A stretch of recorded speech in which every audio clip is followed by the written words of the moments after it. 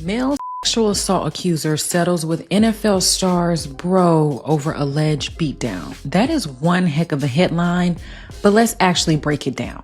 So this is Christopher Griffith. He is the one accusing Stefon Diggs of sexual assault. You won't believe how one new court update completely changed the direction of the Stefon Diggs controversy. When the headlines appeared saying that a $10 million lawsuit had been settled, many people immediately believed that the entire case was finally over. But let me tell you, that was not the real story. The truth was much more complicated. Only one lawsuit had been settled, while the legal battle that had made the biggest headlines was still active in court. And this is where it gets interesting. There were actually two different legal cases connected to the same controversy, and that was the reason so many people became confused after reading the news. To understand this update, it was important to go back to where this part of the story began. Christopher Griffith had filed a civil lawsuit against Stefon Diggs' brother, Diggs. Griffith claimed that in May 2023, he had been assaulted outside his apartment building. He also alleged that property worth more than $100,000 had been taken during that incident. On the other side, Diggs had denied those allegations from the beginning. He had maintained that the claims against him were not true. As a result, both sides stood by their own version of events, and the legal fight continued to grow.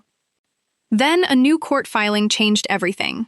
According to the documents, Christopher Griffith had agreed to dismiss his $10 million lawsuit against Diggs after reaching a settlement. That meant this particular case had officially come to an end. But here is the shocking part.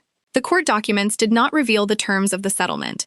There was no public information explaining what either side had agreed to, and neither party released an official statement.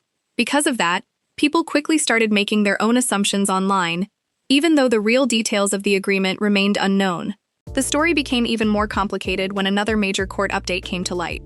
This is how the focus quickly shifted away from the settlement and back to the lawsuit involving Stefon Diggs. During the legal process, Christopher Griffith told the court that he had turned over more than 100 pages of communications, including iMessage and Instagram conversations.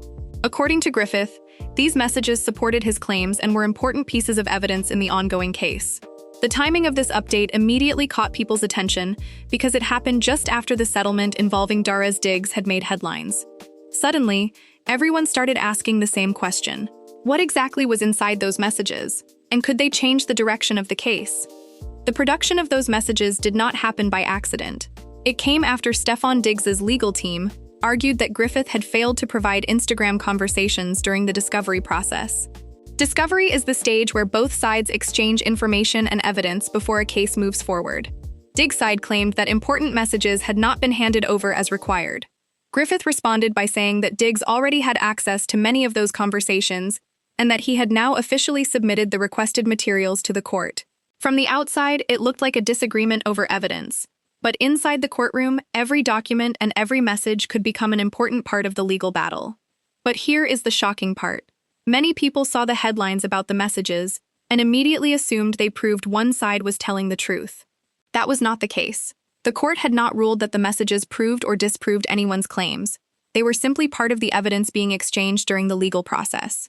In cases like this, evidence is presented, challenged, and examined before any final decision is made. Yet on social media, many people ignored that fact and rushed to make their own conclusions. The public discussion became louder than the actual legal process itself. As more details became public, the timeline of the controversy also became clearer. The legal battle had not started with Griffith filing a lawsuit against Stefon Diggs. Instead, it had started when Stefon Diggs filed a defamation lawsuit against Christopher Griffith in 2025.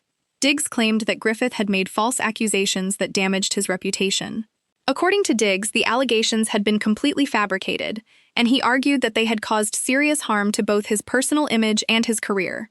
From his point of view, the lawsuit was about protecting his name against claims he believed were false. The craziest part was that the case did not stop there. After Diggs filed his defamation lawsuit, Christopher Griffith responded with a countersuit that completely changed the direction of the legal fight. Instead of the controversy slowing down, it became even bigger, with both sides making serious accusations against each other. What had started as one lawsuit had now turned into a legal battle with multiple claims, multiple court filings, and growing public attention. And that was the moment when the controversy reached a level that almost no one had expected. The countersuit brought the most serious allegations of the entire controversy into the spotlight. Christopher Griffith claimed that before the alleged incident, he had been drugged while attending a gathering at Stefon Diggs' home in Rockville, Maryland, in May 2023. He also alleged that after this happened, Diggs made unwanted sexual advances toward him. These claims included allegations that Diggs exposed himself, attempted to kiss him, placed his tongue in Griffith's ear, and asked him to come to his room. These were extremely serious accusations, and they quickly became the center of public discussion. However, it was important to remember one key fact. The allegations had not been proven in court, and Stefon Diggs had continued to deny all claims of sexual misconduct. At the same time, Diggs remained firm in his position. He repeatedly argued that the accusations against him were completely false and had been created to damage his reputation. His legal team maintained that there was no truth behind the allegations and that the claims were knowingly fabricated. This meant the court was now hearing two completely different versions of the same story. One side insisted that a serious incident had taken place, while the other side insisted that nothing like that had ever happened. This is where it gets interesting. The case was no longer about one claim or one lawsuit. It had become a battle over credibility, evidence, and whose version of events the court would ultimately believe. Then another allegation added even more controversy to the case. Griffith also claimed that after the alleged encounter, he had been threatened by Diggs and several other people. According to his complaint, the purpose of those threats was to stop him from speaking publicly about what he claimed had happened. Once again, these allegations received a lot of attention online. But just like the earlier claims, they remained allegations that had not been proven in court. They became part of the legal filings, and the court process continued without any final ruling on those accusations. But here is the shocking part. While people on social media continued to argue over who was telling the truth, the court had still not reached a final decision. Every new filing created another wave of headlines, and every headline pushed the controversy back into the spotlight. Some people believed the legal documents supported Griffith's claims. Others believed Diggs's repeated denials and defamation lawsuits showed that the accusations were false. The public remained divided, but the legal process had not reached its conclusion. That meant the biggest questions in the case were still unanswered. As the legal battle continued, one fact remained unchanged despite all the headlines, social media debates, and courtroom filings. No court had ruled that the allegations against Stefon Diggs were true. At the same time, the court had also not cleared him of the accusations. The case was still active, and that meant the legal process had not reached its final conclusion. This was an important detail because many people online had already picked a side, even though the courtroom had not yet delivered a final answer. In situations like this, headlines often moved much faster than the legal system itself. What makes this story different? It was not just about the allegations. It was about how one controversy created multiple lawsuits, counterclaims, evidence disputes, and constant public attention. First came the allegations, then the defamation lawsuit, followed by the countersuit, then the separate lawsuit involving Diggs, and later the settlement in that case. After that, the court received more than 100 pages of messages as part of the ongoing legal process. Every update seemed to answer one question while creating two more. Instead of bringing the story closer to an ending, each development made it even more complicated. The craziest part was that the settlement everyone was talking about did not actually resolve the main controversy. It only closed one separate lawsuit.